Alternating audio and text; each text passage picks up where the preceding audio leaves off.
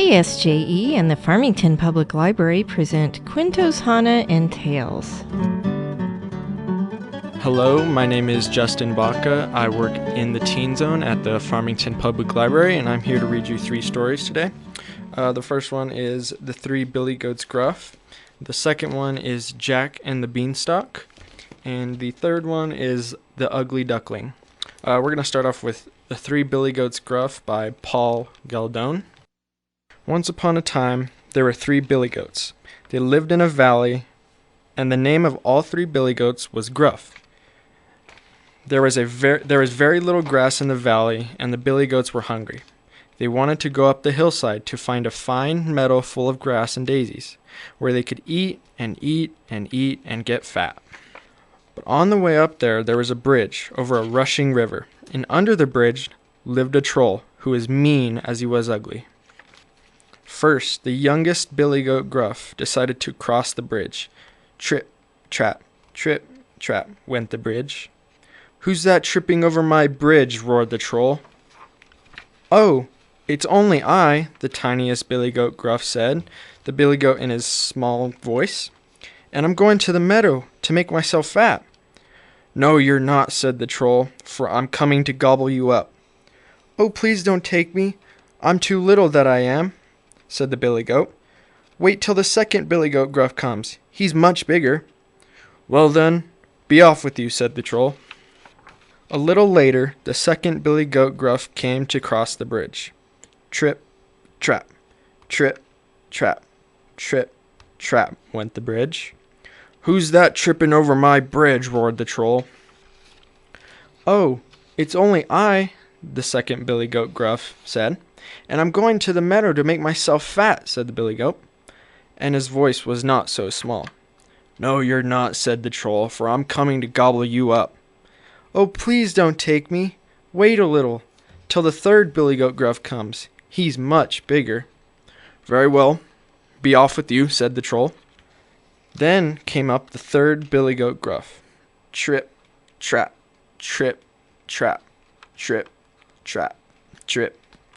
went the bridge. The third billy goat Gruff was so heavy that the bridge creaked and groaned under him.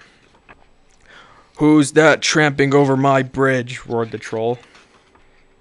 "It is I, the billy goat's Gruff," said the billy goat, and his voice was as loud as the troll's. "Now I'm coming to gobble you up," roared the troll. "Well, come along," said the billy goat Gruff. "I've got 2 horns and 4 hard hooves. See what you can do." So up climbed the mean, ugly troll, and the billy goat Gruff butted him with his horns, and he trampled him with his hard hooves. And he tossed him over the bridge into the rushing river. Then the billy goat's Gruff went up the hillside to join his brothers. In the meadow, the 3 billy goats Gruff got so fat they could hardly walk home again. They are probably there yet. So snip, snap, snout. This tale is told out. The end. And that was The 3 Billy Goats Gruff by Paul Galdone. And the next one I'm going to be reading is Jack and the Beanstalk by Anthea Bell. Once upon a time, there was a poor widow who lived with Jack, her only son, and their cow. Jack used to take the cow's milk to the market every morning. But one day, the cow stopped giving milk, and the widow decided to sell her so they could buy food. So Jack set off to take the cow to the market. On the way, they met a funny-looking man with a big black beard. "Good morning, Jack," he said. "Where are you going?" "Good morning," replied Jack, wondering how the man knew his name. "I'm going to the market to sell our cow." "Well," said the man, "you look like the right sort of fellow to sell cows. Can you tell me how many beans makes 5? "2 in each hand and 1 in your mouth," said Jack, sharp as a tack. "Right," said the man, and he took some strange-looking beans out of his pocket. "I'll exchange these beans for your cow. You think that sounds like a bad bargain? Ah, but you don't know what kind of beans they are. Just plant them. Overnight, they'll grow up into the sky by morning." "It's a deal," said Jack. So Jack went home with the beans, feeling pleased with himself. But his mother was very angry, with him for giving away her cow. "Take that," she said, hitting him, "and that, and that." Then she threw the beans out of the window into the garden, and sent Jack to bed without any supper. Jack was sorry that his mother was so upset, and he fell asleep feeling miserable. But during the night, the beans out in the garden split and began to grow into a huge beanstalk, twining up past the window and right into the clouds. When Jack woke up the next morning, he saw the wonderful beanstalk. The old man was telling the truth after all, he cried happily. He climbed straight out of the window and up the beanstalk, up and up into the sky. There, he met a gigantic woman who seemed to be expecting him. "Good morning, ma'am," said Jack very politely. "Would you be kind enough to give me some breakfast?" "You'll be breakfast yourself if you don't get away from here," said the woman. "My husband, the ogre, likes nothing better than broiled boys on toast." "I may as well be broiled as die of hunger," said Jack. "Do please give me something to eat." "Oh, very well, my lad," said the ogre's wife. "Come into the kitchen with me." And she gave him some bread, cheese, and milk. It wasn't long before the ogre came home with his feet going thump, thump, thump. Quick as lightning, the woman bundled Jack into the oven. As soon as the ogre was inside the house, he flared his nostrils like a horse and bellowed, "Fee, fi, fo, fum. I smell the blood of an Englishman. Be he alive or be he dead, I'll grind his bones to make my bread." "Nonsense," said his wife. "You must be smelling the scraps of that little boy you had for supper yesterday. Sit down and eat your breakfast, do." When the ogre had finished his breakfast, he yawned, and then he took some bags of gold coins out of his chest and began counting the money. As he counted, he fell asleep and shook the whole house with his snoring. Then Jack crept out of the oven on tiptoe, picked up one of the bags of gold, ran out of the house, and started down the beanstalk. He threw the bag of gold into his mother's garden, where it landed with a thud, and Jack himself was soon down after it, and in the widow's arms. "Well, wasn't I right about those magic beans?" he said, giving her the gold. So they lived comfortably on the ogre's gold for some time. When the gold was all gone, Jack decided to try his luck at the top of the beanstalk again, and he climbed cheerfully up into it. He went into the ogre's house and found the gigantic woman standing on the doorstep. "Aren't you the boy who came here before?" she said.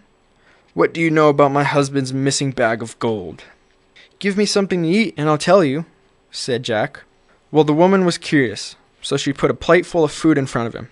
But Jack had hardly begun to eat before the ogre came striding into the house again. Thump, thump, thump, shouting, "Fee, fi, fo, fum. I smell the blood of an Englishman. Be he alive or be he dead, I'll grind his bones to make my bread." Jack hid in the oven once more, and when the ogre had finished his breakfast, Jack heard him tell his wife, "Bring me the hen that lays the golden eggs." The ogre only had to say, "Lay," and the hen laid a golden egg every time. Soon the ogre fell asleep again, snoring, and Jack snatched up the wonderful hen and stole out of the house and away. But the cackling of the hen woke the ogre. However, his wife soon calmed him down. When Jack was home, he showed his mother the wonderful hen, and said, "Lay," and the hen laid egg after golden egg. The beanstalk was still growing up into the sky, and Jack was tempted to try his luck again. This time, he didn't go into the ogre's house, but hid behind a bush outside. And when the ogre's wife went to fetch her water, he slipped and climbed into the big copper cauldron used for boiling the laundry. Soon, the woman came back with the ogre, who was crying out, "Fee, fi, fo, fum. I smell the blood of an Englishman. Be he alive or be he dead, I'll grind his bones to make my bread." "If it's that rascal who stole your bag of gold, "And the hen that lays the golden eggs," said the woman. "He's sure to be hiding in the oven." But when she opened the oven, nothing but ashes fell out. The ogre searched the whole place, in the chest, under the table, but luckily for Jack, he didn't look inside the copper cauldron. After breakfast, the ogre called, "Wife, bring me my golden harp." As soon as it was in front of him, the ogre said, "Sing, harp." And the harp sang off sweet music. It went on singing until the ogre was fast asleep and snoring. Then Jack crept out of a hiding and crawled over to the table, caught hold of the harp, and ran off. But the harp called out, "Master! Master!" and woke up the ogre, who came running after Jack, and would have caught him. Only Jack had a good start, and soon reached the beanstalk. Then he began climbing down. "Master! Master!" cried the harp once again, but Jack shouted to his mother even louder, "Mother, bring me a hatchet, quick!" As he jumped to the ground, he seized the hatchet, swung it, and began chopping down the beanstalk. The beanstalk quivered and shook as the ogre came closer. Another chop of the hatchet, and the great beanstalk swayed. Then the ogre fell down and broke his crown, and the beanstalk came toppling after. Then Jack gave his mother the golden harp, and what with showing it and selling it, the golden eggs, they became very rich and lived happily ever after. The end. And that was Jack and the Beanstalk by Anthea Bell. And I have one more. It's called The Ugly Duckling by Perciovanio. The countryside was beautiful just then, for it was summer. The wheat was golden, the oats were green, and the hay was stacked in the meadows. On the bank of a river, hidden well in the tall grass, was a duck's nest. The mother duck had been sitting on it for some time now, and she was growing impatient. At last, one after another, the eggs began to crack, and the little yellow ducklings popped out. Quack, quack, quack, they cried. Just one egg, the largest of them all, remained. Finally, the big egg cracked. Out tumbled a very large gray duckling. The mother duck eyed it suspiciously. What sort of ugly duckling was this, she wondered. It certainly looked nothing like any of the others. Perhaps it was a turkey chick? The next day, the mother duck took her whole family to the water. The little ducklings dived and splashed. The ugly duckling swam best of all. "No, this cannot be a turkey chick," said the mother duck. "He swims far too beautifully for a turkey. He must be my own child after all, and rather handsome at that." After their swim, the mother took their ducklings to the poultry yard, where they could be properly admired. "Step lively," she told her brood. "Look sharp. Don't turn your toes in. Quack clearly now. That's it." The little ducklings did as they were told, and they looked very smart indeed. But the other ducks hissed. "Here's an odd one," the hens clucked. "Just look at that ugly duckling. We don't want him around here." And the big old duck bit him right on the neck. "Leave him alone," said the mother duck. "He is doing no harm." "That may be," said the big duck, "but he is so ugly, he deserves to be bitten." After that, the poor duckling was bitten and pushed and made fun of day after day, until he didn't know which way to turn. Finally, worn out with being picked on, the duckling decided to run away. Down the hill he ran, until he came to a great marsh where wild ducks lived. Maybe he belonged with them. The little duckling tried to be friendly, but it was no use. "What an ugly duckling!" exclaimed Mrs. Mallard. "Just ignore him," said Mr. Mallard. Other birds lived in the marsh too, but they swam away from the little duckling. No matter what he did, he could not find any friends. Suddenly, bang! Bang! Shots rang out, and 2 wild geese fell from the sky, and little duckling was terrified. He hid in the grasses and trembled while gunshots echoed all around him. Late in the day, the shooting stopped, but the duckling was still too frightened to move. He waited a few hours more, then he hurried away from the marsh as fast as he could. Toward evening, he came to a cottage. By then, a cold wind was howling, but luckily the door was ajar. So the duckling slipped inside. An old woman lived in the house with her cat and her hen. She was very surprised to find that a strange duckling had moved in as well. But duck's eggs were a real treat, so she let the duckling stay. It was sure to lay eggs soon, she thought. But when after 3 weeks the duckling had not laid a single egg, the old woman grew annoyed. "It can't even lay an egg," said the haughty hen.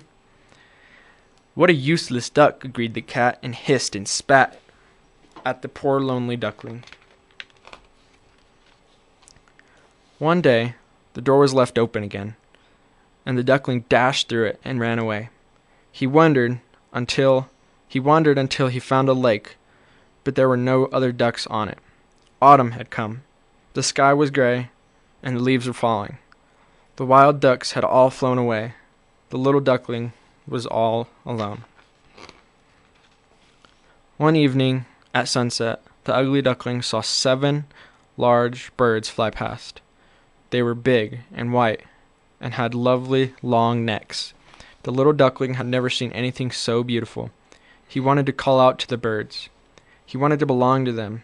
He stretched his neck, longing to fly away with them. But of course, his short wings weren't strong enough to fly. Winter came. The days grew colder and colder. Snow fell and covered the ground. The duckling had to paddle around in the lake to keep from freezing. And every day, as the water turned to ice, the hole in which he swam grew smaller.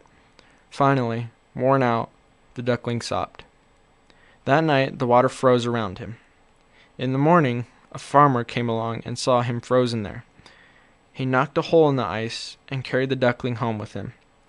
For a long time, the duckling stayed in the farmer's barn with the cows and chickens. But at last, it was spring again. The weather turned warmer, and the sun shone, and the flowers began to bloom.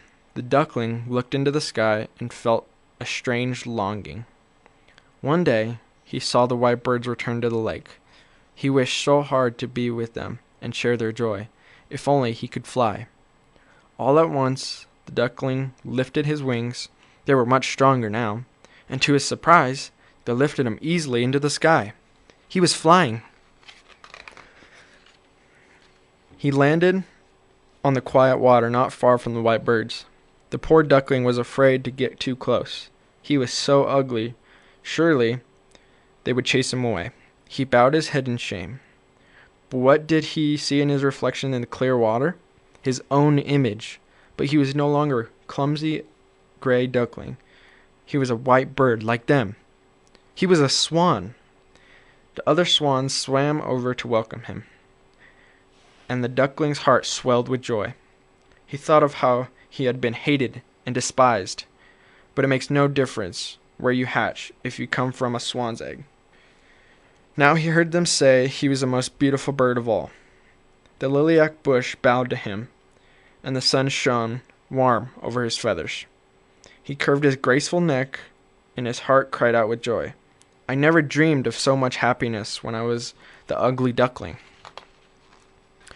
And that is the end of The Ugly Duckling by Perkio Vainio. And again, my name is Justin Baca, and I work at the Teen Zone at the Farmington Public Library. And for more information, please visit our website at www.infoway.org. All of these titles will be at the Farmington Public Library. Please stop by to check them out. Thank you.